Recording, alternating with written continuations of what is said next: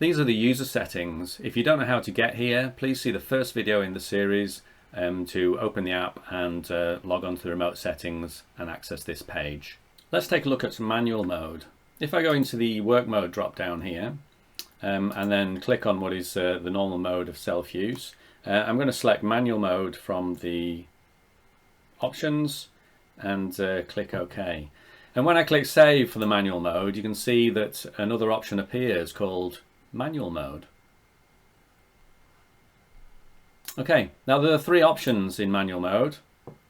There is stop charge and discharge, force charge, and force discharge. So what do they do? The stop charge and discharge stops all battery activity, charging or discharging. So it won't discharge the house, it won't discharge the grid, it won't charge from the grid, it won't do anything. And essentially this can be used just if you want to not use the battery, disabling it rather than switching it off, or for battery maintenance tasks, for example. The next setting is force charge. So force charge forces the battery to charge from the grid right now, okay? So it doesn't take any notice of any times that you've set, any charge times, or any tariffs or anything else. As soon as you click OK and click save, the battery will start immediately charging from the grid. I'll just demonstrate that now. So if I click OK here and click save and go home, you can see that the grid is now supplying 6.45 kilowatts of energy into my battery, and because it's doing that, it will also supply the loads.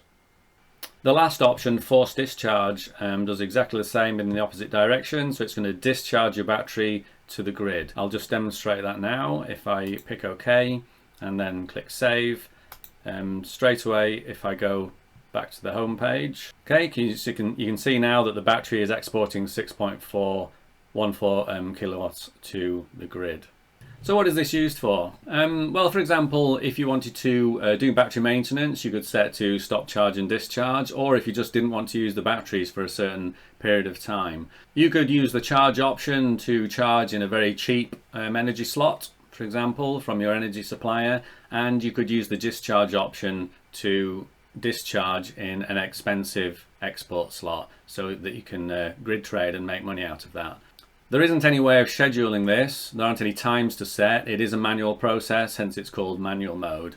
If you wanted to do this automatically, you would need to look into TOU, which stands for time of use. That's a different work mode, which you can set the manual modes to charge, discharge, or pause the battery automatically using times and schedules. Thank you very much for watching, see you on the next video.